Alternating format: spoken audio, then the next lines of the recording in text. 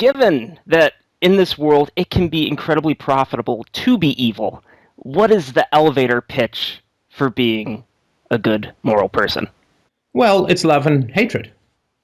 I mean, love and hatred. Do you want to fall in love, and do you enjoy combat?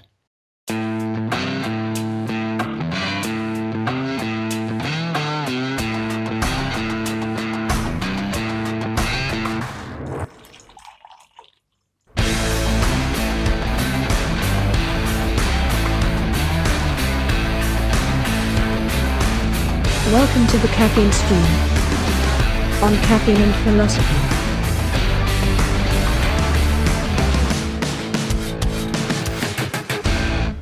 All right, hello everyone. Welcome to the Caffeine Stream. My name is CB Robertson. This is episode 41, the much-awaited episode on Plato's Republic. Yes, we are going to be defending, nay, reviving Plato. Not that Plato ever truly fell out of favor in the world of Western philosophy.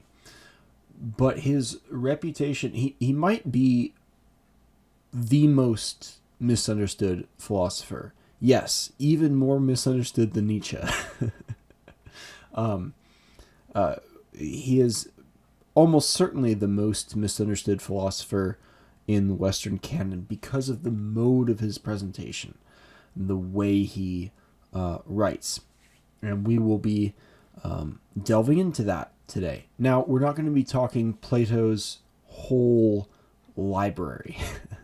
This is going to be about the Republic specifically, because, the Republic is, in my opinion, his most important work. Now, yes, he has these other works. He has, Phaedrus. He has the Laws. There's, of course, the probably his most famous work is actually the Apology, which is as close as we can get to Socrates' own words. Everything after that, it's sort of hit or miss and speculative as to how close Plato's depiction of his former teacher was to the man himself, who didn't believe in writing things down. So we are led to believe anyways. It's one of the tricky things about Plato. But we're going to get into why he might have wanted to be so difficult to understand in a little bit. Now, if you, dear listener, are like most people, you probably know 3, maybe 4 things about Plato, only one of which is true. And the 4 things that most people know about Plato is, first, that he is the foundation of all of Western philosophy. There's a famous Alfred North Whitehead quote where he says, all of Western philosophy is but a footnote to Plato. And that could be because, he touched on so many things. He was sort of the first voice on so many different subjects within philosophy that everyone who subsequently began to write about those subjects inevitably goes back to, addressing the first thoughts, either positively or negatively, but still in reference to the first voice, which is Plato. But I think more importantly than just being the first voice on so many different subjects, was that he really steered the direction of Western philosophy in a very interesting way.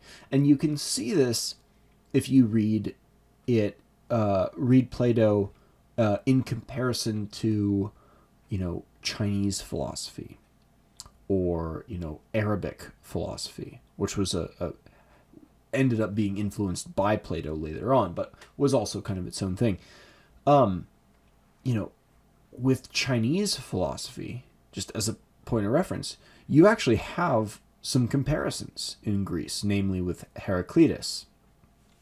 There's a lot of crossover between Taoism and the philosophy of Heraclitus. Plato takes things in a little different direction, in a very unique direction, and I think that's most powerfully illustrated in the Republic. So most people know, he's very important in Western philosophy. Everyone knows Plato, so he's very important. The second thing they know about Plato is that he's the author of this idea of the forms. And now the forms, just a brief overview, and these are, the idea of the forms is also from the Republic, from, I want to say book 9 or 10. It's towards the end. Is the idea that form, the Greek word form literally means idea. It's the idea of a thing is more real than the thing itself, because the idea precedes the object. So, the chair that you might be sitting in, chair is the classic example, the chair was made to fulfill a function. The chair didn't just emerge from the ether as a chair. It was shaped into being a chair. So the purpose of the chair preceded the physical object of the chair, because the physical object was changed and adapted to fit the idea that preceded it.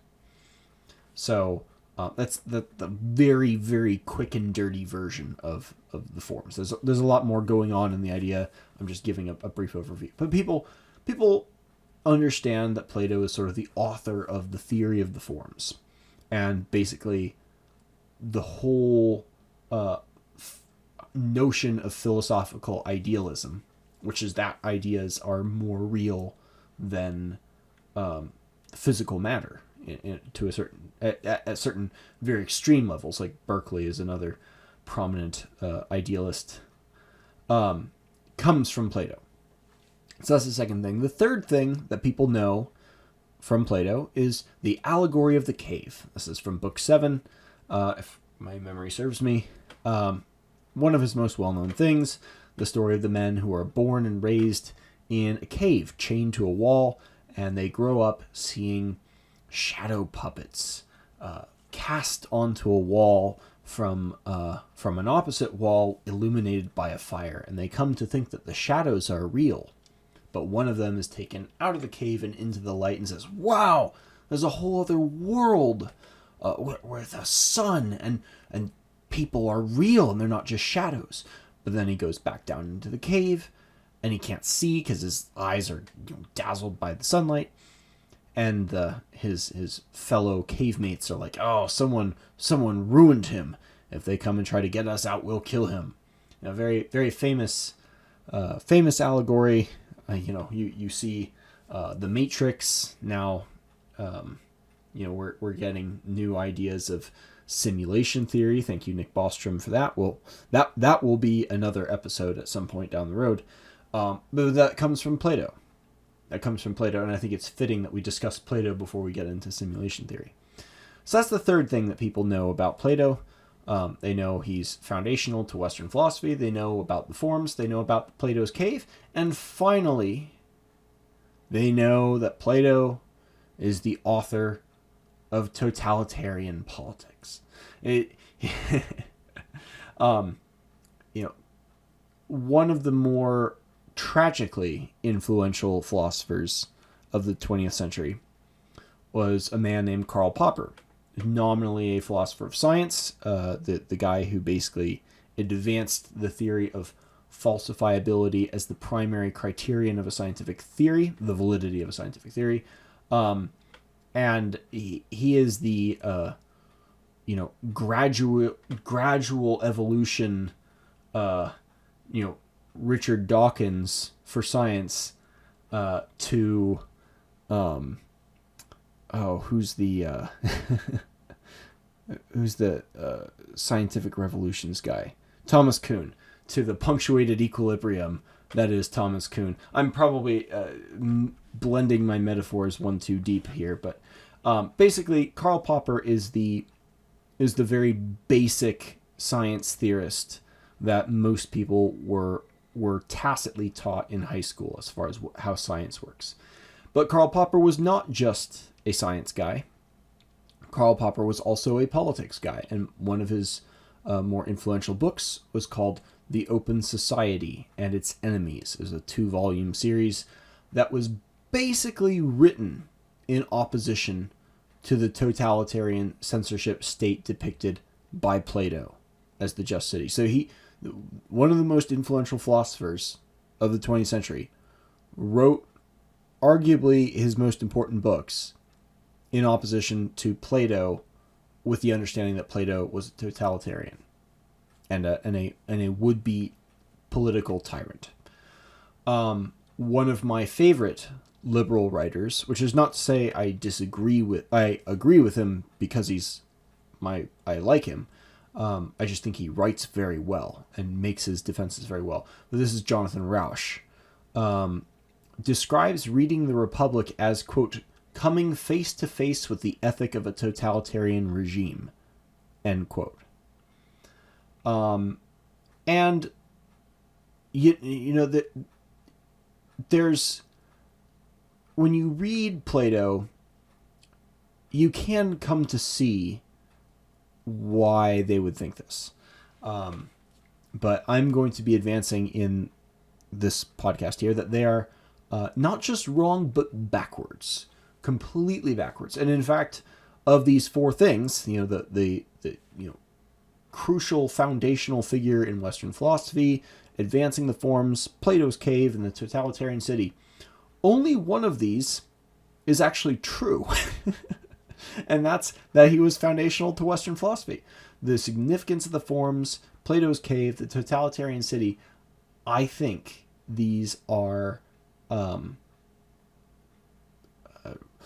not false exactly, but not the point of the book.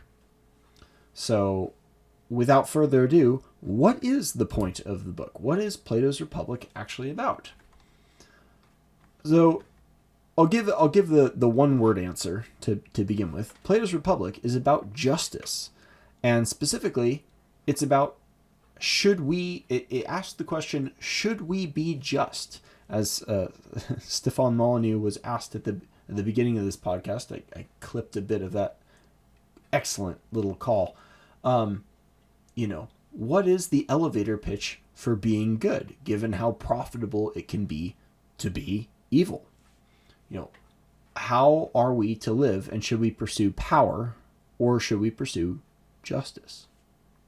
Now, I'll try to give a brief walk through the story here, and I'm going to gloss over most of it, but I want to spend some time with books 1, 2, and 10, because that's where I think the real seriousness happens. So, book 1 opens where Socrates and Glaucon, who is Plato's brother, are traveling to Piraeus, and they're going down to see some festival and to pray. And I'm going to go back and read the opening paragraph before I conclude this podcast, because there's some very significant stuff going on there. But they're accosted by Polemarchus, and Polemarchus is the son of an elderly man named Cephalus.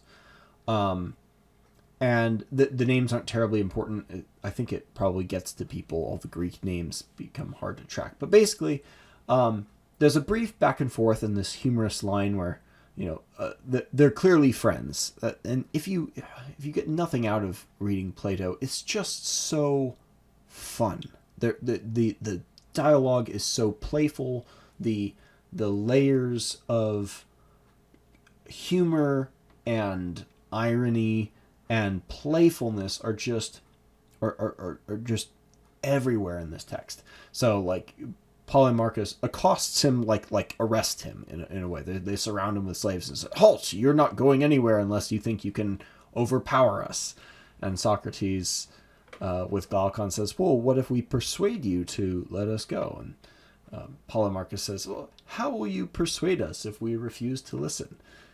And so they're forced back to the party to enjoy wine and food and conversation with at Cephalus's house. So it's already off to a humorous, friendly, joking kind of beginning, which Plato does in a lot of his dialogues. The Symposium is a classic one where all these men wake up completely hungover and are like, "Oh God, we're never gonna drink that much again. That was awful. Oh my God," and then they proceed to go on and get drunk again and have this long conversation about love and what is love and so forth. But anyways, they get to Cephalus's house, and Cephalus is an old man, and Socrates says basically, Cephalus, I love talking to older men because they have a different perspective on life, and I always wonder if life looks different on this other side. How are you doing? Can you still have sex? Is money the reason you seem to be doing well? And they have a brief little chat about aging and how to age well and the utility of wealth, which Cephalus says is actually more about paying your debts than it is about comfort. The real comfort is in not having debts. And he says, it's such a great thing to have lived a just life. It's this sweet thing. And Socrates does the Socrates thing, which is say, to live a just life. What do you mean by justice? And he starts exploring this question of justice. And so there's a conversation with Polemarchus, who thinks he knows what justice is, but after Socrates sort of cuts his argument apart in the manner that Socrates does, Polemarchus sort of realizes, that was not a very satisfying answer. What is justice? If living a just life is so important, at least for the from the perspective of the old man, who has at this point abandoned the conversation to go off and do sacrifices, and sort of smiled and watched the young man take the conversation up. In steps one of the most interesting characters, in my opinion, in all of Plato's dialogues. And that is Thrasymachus. Thrasymachus is a sophist, which is to say a professional rhetorician. We might think of him as like a lawyer, basically.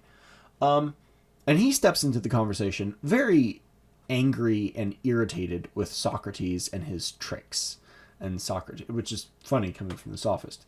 And Thrasymachus basically makes the might is right argument. He says, all this talk of justice is silly. What justice is the benefit of the stronger. So what you really want isn't to be just. What you want is to be stronger. Because everyone who could get away with it would get away with injustice. The only reason they stay just is because they know they couldn't get away with it and they'd be punished.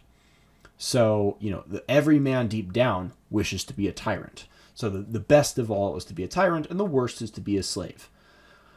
So, all this talk about justice is really quite silly. That's Thrasymachus' position. And it's made rather forcefully. And Socrates is able to cut Thrasymachus' argument down with some definitional wordplay and sort of catching Thrasymachus out exactly as Thrasymachus predicted he would.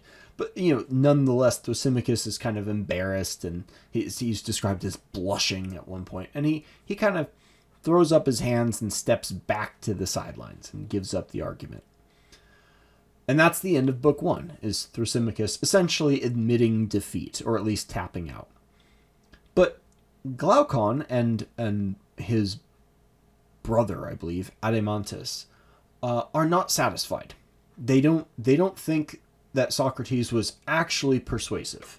They say, okay, you took down Thrasymachus' argument, but we want to be on your side. We want to believe in justice, but you haven't persuaded us of it yet. And so they pick up where Thrasymachus left off. So there's this thread of inheriting arguments that you see going on here, which I think is a thematically important thing for the reader to sort of internalize. But they say, tell us this, Socrates. Is justice something that is good as a means to some other end, like wealth or happiness or whatever, or is it a good in and of itself?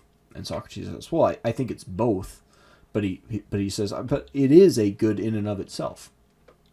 And they say, okay, we're glad you say that, because we'll come up with a scenario here that will test this. And they contrast two hypothetical men, a maximally just man with a maximally unjust man. And to do this, they use the ring of Gyges. This is called foreshadowing here. A ring that makes the wearer invisible. It was discovered, and they tell the myth of Gyges, which is this man, a shepherd, who discovers an old grave, and there's a giant, and there's a ring on the giant. He takes it off, and he discovers if he turns the ring a certain way, it can turn him invisible. So he can take whoever's money he wants. He can sleep with whoever he wants without getting caught. He goes and kills the king, takes his wife, and becomes a tyrant, according to the myth of Gyges. So I said, would it be better? So imagine Gyges on one hand, and then on the other hand, imagine a man who is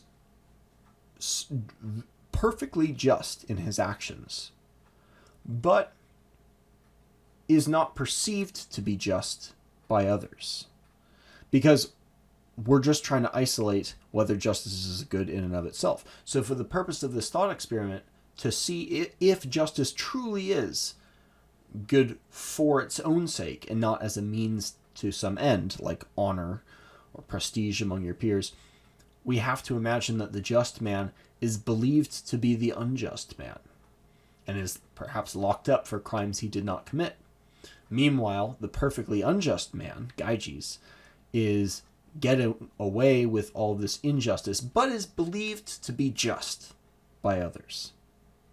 So tell us, Socrates, which man is the better man to be?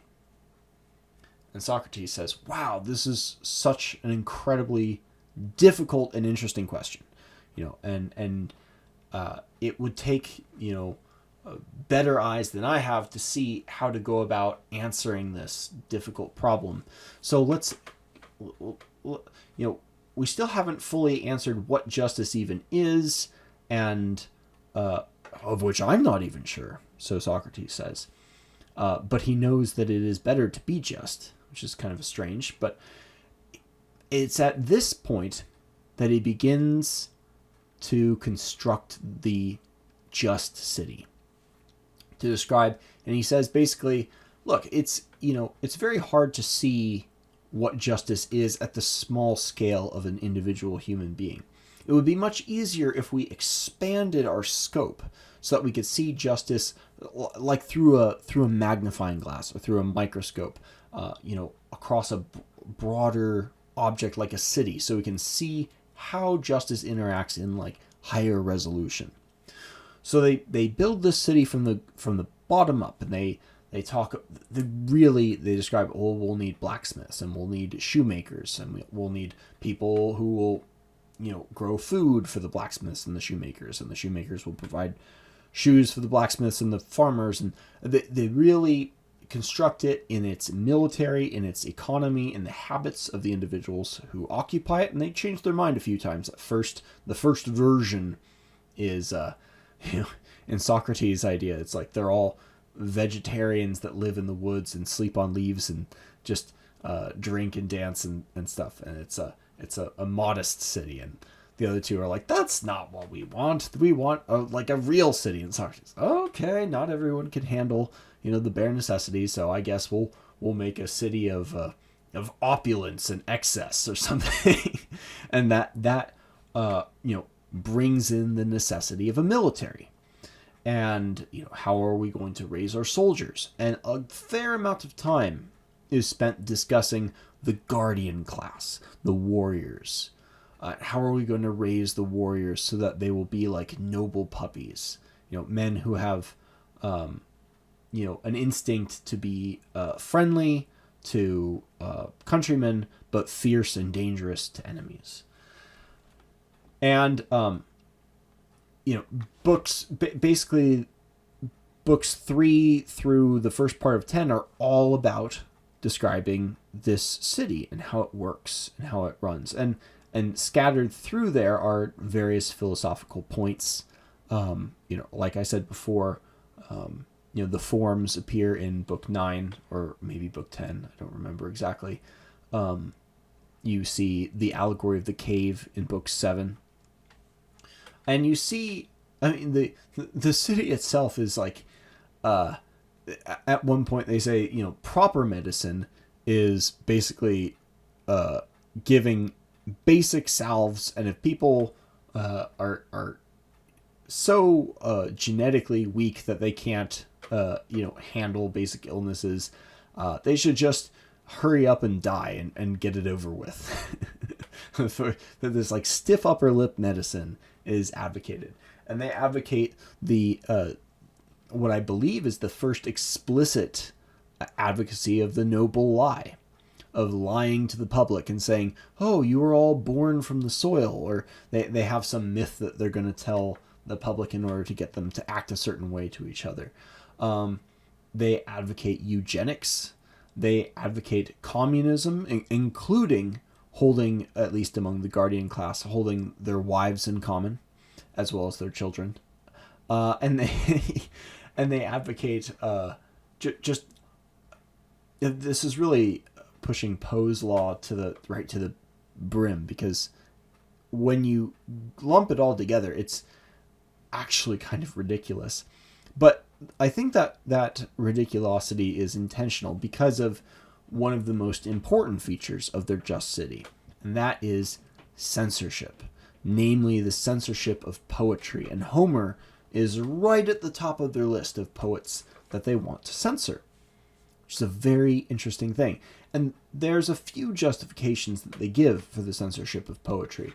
The first being, it sets a bad example for the Guardians, because there are characters in the Iliad and the Odyssey who are upset, who react emotionally, who cry, who are not good role models for their guardians. And so we have to hide that from them, or else they might get the wrong idea. They criticize Homer because he depicts the gods improperly. He says the gods are, at war with each other and disagreeing, and nothing a god that could be called God would behave in this way.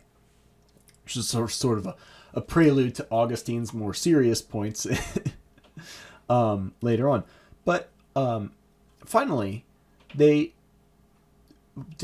decide that censoring poetry is important because anything that is imitating, any kind of imitation, is in fact an invitation to corruption. And now that is a very interesting argument in the context of this book, for reasons I'm going to get into in a minute. I hope I'm not signposting too much, but so that's the city that they end up coming to, and it is arrived at through a very long, extensive back and forth conversation where they're constantly doubling back and rethinking certain ideas. Well, now we said this before, but do we still want to hold this? And it's this long process of argumentation. And here we don't mean argument as in angrily debating each other, but advancing reasons for why something should be a certain way rather than another way. And this whole process of the city finally sort of concludes very kind of suddenly in Book 10 and turns to Plato's idea of the immortality of the soul. And it returns to justice and the idea that, nothing can harm the justice of the soul just because it harms the body. And sort of to drive the point home, it concludes with this very mystical kind of story, a monologue of sorts, where Plato Socrates tells the story, the myth of Er, about a man who was killed in battle and for 10 days was just dead, but his body was put on a pyre to be burned. But he suddenly woke up. He came back to life, jumped off his pyre, and he had an experience in the underworld. And Socrates tells the story of describing his experience in the underworld. And he goes down, and there are these gods passing judgment on the souls of the dead. But what he also sees, aside from this judgment, is a process by which these souls are allotted new bodies according to according to the virtues that they had in life, they choose their own. I mean, they draw a lot, so they get a different place in line to choose their next body, but it comes back to this idea of choice. What kind of life do I want to choose? What sort of body do I want to inhabit? In a way that mirrors the first book. Do I want to choose to be just, or do I want to choose to be unjust? And I may as well jump into the inconsistencies here, because this strange mystical kind of conclusion really drives home the question, what is the Republic saying? Because there are a lot of internal inconsistencies in this book, and I could list a lot. I decided to do this because if I put it off anymore, I worried I would never get it done. So I haven't actually read The Republic within the last month. It's been probably 2 months since I went back and reread any of this. But there are basically 3 internal inconsistencies that jump immediately off the page. The first inconsistency is if this were seriously a book about totalitarian politics, it wouldn't be a book about choice. It wouldn't be a book about choosing your lives, because within a totalitarian society, and indeed in the totalitarian city described by Adeimantus and Glaucon and Socrates, the whole point is to remove choice from the citizens, is to preclude any possibility of choosing other than what they're designing it to do. But the whole question of justice, which is really a question of virtue, he is advocating being virtuous, is a question about choice. And totalitarian politics is not congruent with that. The second internal inconsistency is, if we were serious about censoring Homer, he would not be so heavily referencing Homer. And all of the characters do this. Socrates in particular quotes Homer verbatim, very precisely in cases about what this god said in this case, and what this hero did in that case, and the injustice of that hero. And my favorite part is in the myth of Air, where Air is describing watching these the souls of the dead choose their new bodies. 2 Iliadic heroes are, two Homeric heroes, I'll say, characters, I should say, not heroes, are listed among the dead. One is Thersites. Thersites, for those of you who don't know, is this famously ugly, bandy-legged character who is just awful. All he does is criticize people, and he's criticizing Agamemnon. Odysseus tells him to shut up, beats him up, and that's the last we hear from him. That's Thersites. But he says, and far out among the last, he saw the soul of the buffoon Thersites, clothing itself as an ape. And he continues, and by chance Odysseus's soul had drawn the last lot of all, and went to choose from memory of its former labors it had recovered from love of honor. It went around for a long time looking for the life of a private man who minds his own business, and with effort it found one lying somewhere, neglected by the others.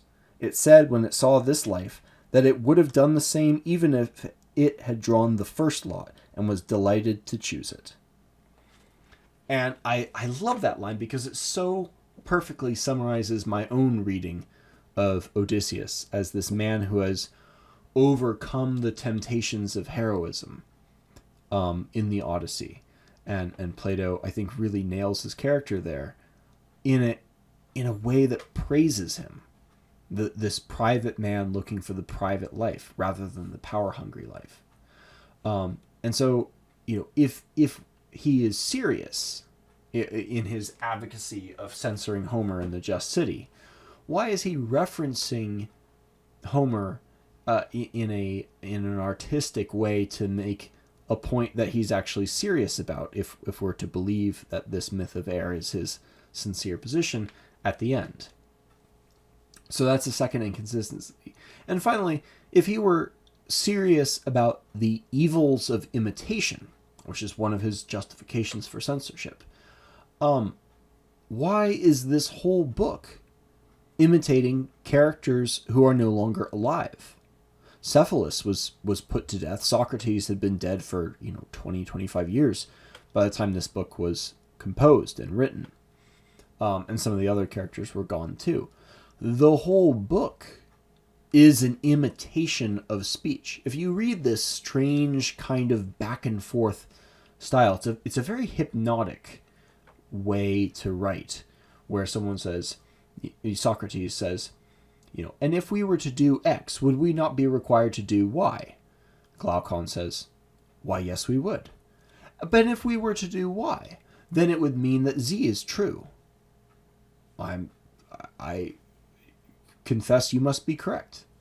And so it has this very unique back and forth style where a question, or maybe rhetorical or maybe just argumentative question, is asked, and the someone else in the conversation replies, usually in the affirmative, in a way that walks the points forward step by step in a way that no one talks. And certainly no one back then talked that way either. It's an imitation of how real speech happens. And within this imitation, they are criticizing imitation. Indeed, a book itself, we could say, is an imitation of form. And you could just as easily say an idea is an imitation of a real thing when we come to where did the first idea of a chair come from? Did it? But that goes into a deeper criticism of the forms. But these inconsistencies plague this book, and they plague it in a very, very clever, playful manner. And sometimes the characters themselves point them out and contend with them. I would argue, from the context of the story and the way the characters speak to each other, the book is not trying to be consistent. That's not the form. That's not the genre that this book is emulating. What is the genre? The genre has a name, and the name is called ainos. Now, ainos literally means riddling speech. That's one way of translating it anyways. I'm borrowing my understanding of this term from Greg Naj, who I had the wonderful pleasure of interviewing. If you haven't listened to episode 14 of this, is absolutely worth listening to. Greg Naj is one of the best classicists of our time, in my opinion. But he described ainos very well in his book on the ancient Greek hero, but it's basically an intentionally cryptic form of speech that is designed to prime the hearer for some future choice. And in order to understand an ainos properly, one must be sophoi, which is to say skillful and intellectually qualified to understand the true meaning. They must be agatoi, which means they must be noble, or they must be morally qualified to understand the true meaning. And finally, they must be philoi, which literally means near and dear, but we could also understand as being mentally connected. They have to be on the same page as the speaker in order to understand the true meaning of this. Now, there is another classics scholar of somewhat more ambiguous reputation, someone I think I respect, though I haven't read a ton of his work, and that is Leo Strauss. Leo Strauss is one of the most prominent and well-known advocates for an esoteric reading of Homer. And here, esoteric doesn't mean like like occult or new agey or anything like that.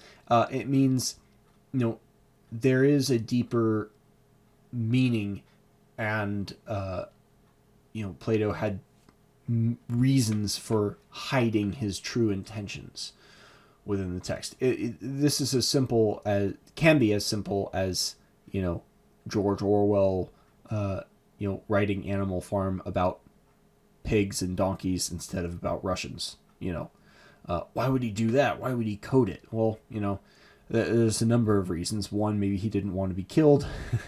Two, maybe he wanted to make the story more interesting. But the real reason to speak this way, because it's worth asking, why would someone want to not speak clearly? Why would someone want to hide their speaking in a cryptic way? And we can actually find that answer in Homer himself. One of the themes, I think, I'm actually currently working on a course on the Iliad. I've been prompted by a number of people, including my wife, for over a year to do this. So I'm finally getting on my way on doing that. One of the big themes in the Iliad is the theme of generations and the relationship between the generations.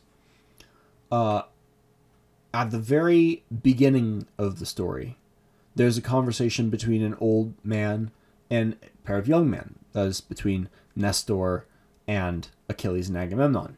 And Nestor is trying to persuade these young men to put aside their anger. Not successful. It doesn't work. Then in kind of the middle, in book 9, you have another conversation between an old man, Phoenix, and Achilles, the young man, trying to, again, put aside your anger, accept Agamemnon's, bribe, basically, and come back and fight and do this stuff. Does that work? No, it doesn't work. Although he does a better job. And then there are a couple other instances, but the main one at the end is, of course, the conversation between Priam and Odysseus and Achilles in book 24. And that does work, but that's not really an ainos. It's a direct plea. But there's this beautiful conversation between Nestor and his son in book 23, where he's describing to his son how to win a chariot race. And it's the symbolism of him going around the tomb of the unknown hero of the past as close as he can, but without touching it. Perfectly, could be interpreted as, anyways, perfectly, describing, how to live. You get close to these heroic ideals, but don't fly too close to the sun, to borrow from another Greek mythic story. Why would an old man talk to a young man in this way? Because when old men speak directly to young men, most of the time, they dig in their heels and do the opposite. Strong-willed, ambitious young men who have that hunger for power. Young men like Thrasymachus. Young men like Glaucon, who was at that time contemplating, getting into politics, striving for status. What young man with a heart doesn't want to do that? Doesn't want fame and glory and power and women? And so old men who try to curb those passions to keep them from, hurting themselves or others in the process, from the dangerous corruption of power, but without speaking to them directly, have to approach them in a different way, in a way that is, respectful, but also indirect, in a way that primes them to see things in a different way, perhaps. And so, what Graignage says is that there are certain signs that signify that an ainos is being spoken. And among those are, I can't remember the precise examples. I think he talked about lines that were like, listen to what I am going to say to you. You can't, here's the sign, you can't miss it. And then they say something very cryptic. Things like that. But there are and every Plato scholar you will ever hear will say the same thing about the first lines of Plato's Republic. And I'll read them to you here. The first words are very significant. I went down to the Piraeus yesterday with Glaucon, son of Ariston, to pray to the goddess, and at the same time I wanted to observe how they would put on the festival, since they were now holding it for the first time. Now, in my opinion, the procession of the native inhabitants was fine, but the one the Thracians conducted was no less fitting a show. After we had prayed and looked on, we went off toward town. And then it goes on from there to how Polemarchus apprehends them and so forth. But that first line, I went down to Piraeus, the Greek word is katabasis, or katabenin, I think is the conjugation, where it's a going down, and it is a reference to a descent into the underworld, perhaps Odysseus's descent into Hades to speak with Tiresias, a very cryptic Homer reference, perhaps. Every Plato scholar you will ever hear talk about the Republic will mention this point. They can't not say it, but for good reason, And that kind of the as is true with epic, where the first lines are structurally significant, just as with copywriting. The headline tells you what the subsequent story is going to be about. Menin aidetheia. Menis, that Greek word for that divine sanction, that wrath, that heavenly anger, that's so disastrous, sets the tone for the Iliad. And andra moe nepe, that andra, man is the subject of the Odyssey. Here we have katabasis, that descent, that going down into the depths is our theme setter of the Republic. And that word is not chosen by accident. Structurally, it's not how any book of this genre works. So that is in itself a sign of Ainos. But compare that. I want you to compare that going down, and there's more we can say about that too. It says to pray to the goddess, and at the same time I wanted to observe how they would put on the festival, since they were now holding it for the first time. And he's comparing the festival at Piraeus to the festival of the Thracians. I think you could read this as a metaphor of comparing different ways to live, and the festival of life. That there is metaphorical possibilities there in what's being described in that otherwise very unassuming kind of nondescript opening before he's apprehended. And indeed, the back and forth about people not listening is also a little bit more on the nose in its metaphorical value. But compare that opening to this conclusion. This is the end of Book 10. It's the very last paragraph of the whole book. And thus, and this is Socrates speaking to Glaucon in a manner that's concluding their whole exploration. And thus, Glaucon, a tale was saved and not lost. And it could save us if we were persuaded by it. And we shall make a good crossing of the river Lethe and not defile our soul. But if we are persuaded by me, holding that soul is immortal and capable of bearing all evils and all goods, we shall always keep to the upper road and practice justice with prudence in every way, so that we shall be friends to ourselves and the gods, both while we remain here and when we reap the rewards for it, like the victors who go about gathering in the prizes. And so here and in the 1,000-year journey that we have described, we shall fare well. What a fantastic, mystical kind of conclusion to a story that began so jovially. A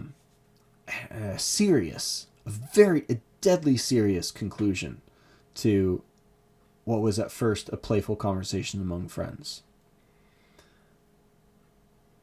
What is the Republic saying might be, given how many internal inconsistencies there are, given given the whole form of this fake dialogue, this pretense of dialogue between these interesting characters, some dead, some alive, what the Republic is saying is perhaps less important and less interesting of a question than the question, what is the Republic doing?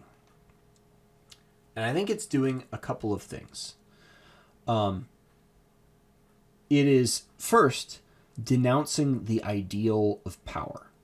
The Republic is with the myth of Gyges and describing the evils that await in the men in the underworld, like Thersites. The men, not so much evil, but the absence of virtue. And it's not saying they're people to hate or despise, but rather, people to be pitied. The scope of their world is so narrow. These are men who are always fearful of losing their power. They can't go places because they have all these. They're tied down by their own vices. They're really meant to be pitied. So they're denouncing the ideal of power.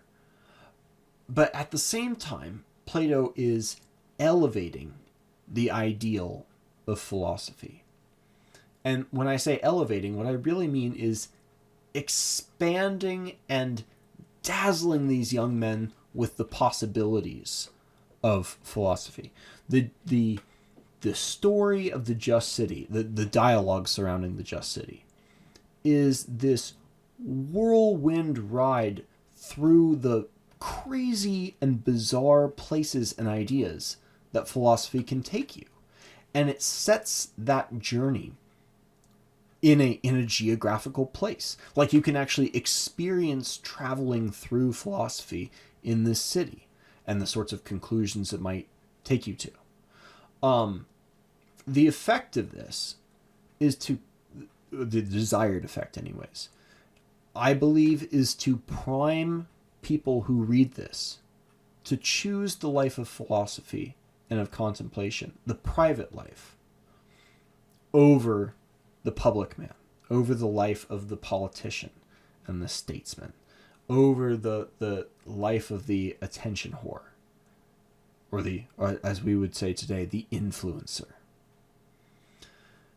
And the presentation of these ideas is not meant to advocate the ideas themselves. It's to draw you into the debate. These ideas are meant to be disagreed with, which is not to say that they are wrong, but the rightness or wrongness of the ideas are ambiguous and intentionally so. And I think I was watching The Lord of the Rings with my wife the other night, and it struck me how perfectly close the message of Tolkien was in that story. Not just because the Ring of Power is the Ring of Gyges for all intents and purposes. It has this corrupting influence. It turns you into this ugly, terrible thing that can't function correctly, but is awful. But it has the same. I think it has the same mission in terms of changing our culture more broadly. I was having a conversation with a coworker. This will be a strange digression, but I think it's a relevant one to close this podcast on. About where is all this craziness with the trans movement? No clear thinking person who had not been primed to accept these ideas in through years and years of public school and college. No one would even give the light of day to some of these ideas, to some of these what is a woman, to some of these ridiculous notions about gender, about race that are being advanced in today's culture. He said that these are so clearly illogical. These are so clearly, wrong. He's like, I don't know how this is even working. And I told him, well, it's quite obvious why they're so accepted, because they are destabilizing. it is in the interests of people who wish to acquire power to destabilize things, in order to rock the boat so that they can maybe have a chance at taking the helm. Once they take the helm, they will then restabilize it. They'll get rid of their own destabilizing agents. This is exactly what Mao did, and James Lindsay has explained this much better and at greater length than I have. But it is in the interest of power to believe crazy things. And also, I should say, Curtis Yarvin, just today, as I am recording this on July 23rd, Curtis Yarvin put out a podcast where he was describing this tendency of how it is in the interest of power to believe crazy things very often. There's no value in believing truth. So, in order to embrace truth, one has to reject the ring of power, not think you can use it for good, like Boromir believed. Not think, I can take this and defeat the enemy with it, But you have to actually begin by rejecting the ideal of power itself, and this requires not hating the powerful, but pitying them. It requires seeing them as people who are sick, people who are possessed by a kind of demon, that like an addict to power. I mean, this is a very well-attested phenomenon to people who have spent time in Washington, D.C., people who are addicted to power. It's quite a terrible thing.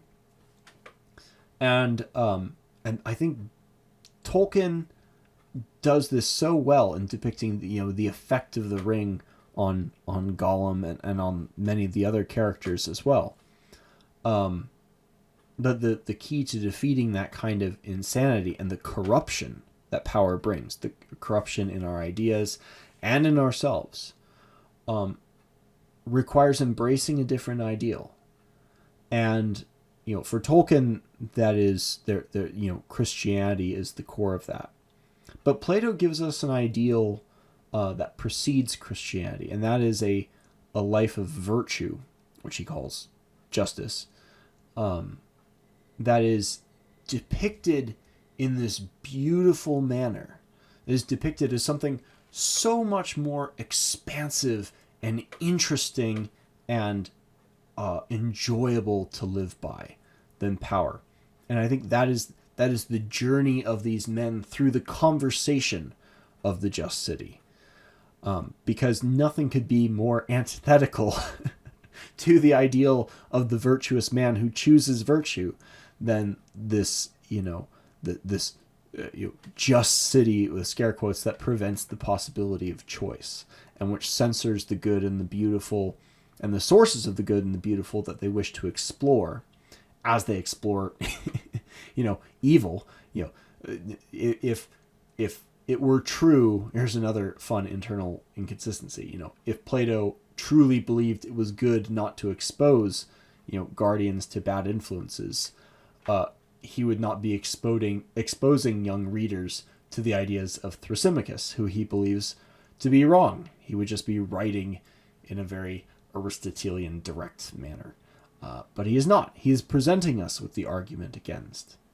And I hope that internal inconsistency does not turn people off from Plato, but instead more deeply illustrates what it is that Plato's doing in a truly more interesting and beautiful manner. He shows a different way that philosophy can be done, in a way that no one, I don't think, has been able to emulate, even remotely in quality, in a manner comparable to him for 2,400 years.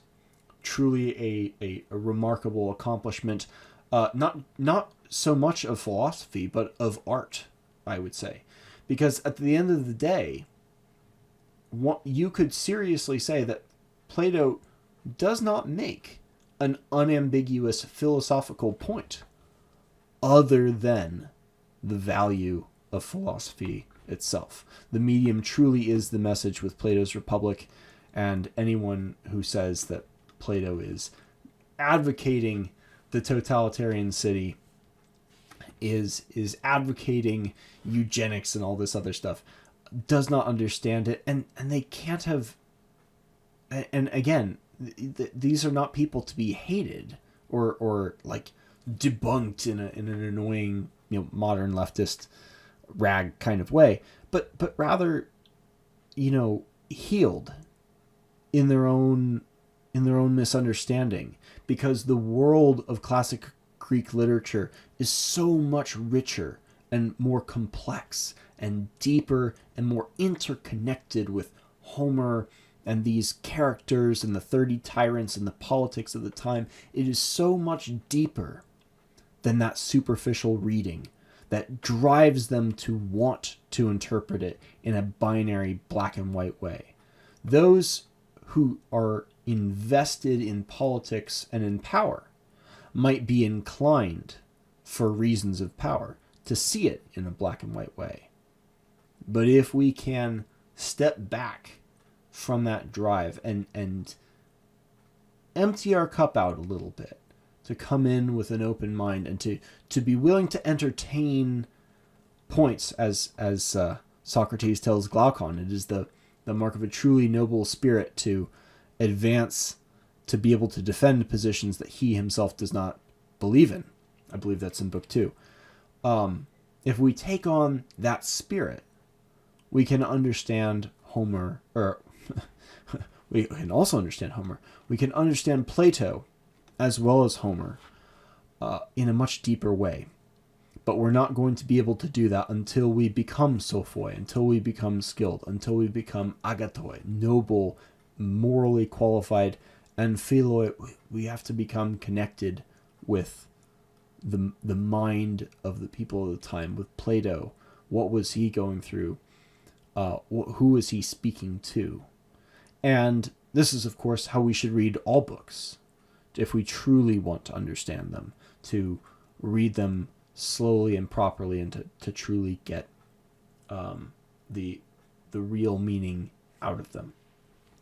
So I hope I've made a case for a deeper understanding of Plato's Republic, that it is not the the totalitarian recipe book that many people, including Karl Popper and Jonathan Rauch, and tragically even Stefan Molyneux, has some negative things to say about Plato, but we can forgive him for that. And not just convinced you that he is deeper, but also that he is fun and worth reading, and perhaps culturally valuable, even in a time like ours, when we have ideas that are enslaved to the corruption of power taking hold in our society. We have the answer, I think. Plato has at least given us a solution to the problem of the Ring of Gyges and the corrupting influence of power that James Lindsay has actually compared with intersectionality to the Ring of Power, the one ring to bring them all, and in the darkness bind them. We have an answer to that, and it comes from Plato. But I don't want you to read Plato to solve the problem of, our society, of our culture, because that would be falling into the trap, perhaps. Read it because it is edifying and it is beautiful. Read it because it is fun. It is actually funny. If nothing else, read book 1, which is a fantastic book just on its own. There are some scholars who believe that book 1 was once a standalone dialogue called Thrasymachus, but then got built onto and became the Republic. But I think I've said enough for this much overdue podcast. I hope you've enjoyed it. I hope you are inspired to go out and read some of Plato yourself. He is tremendously worthwhile, especially if you have familiarized yourself a little bit with Homer in advance. So thanks for listening. Take care.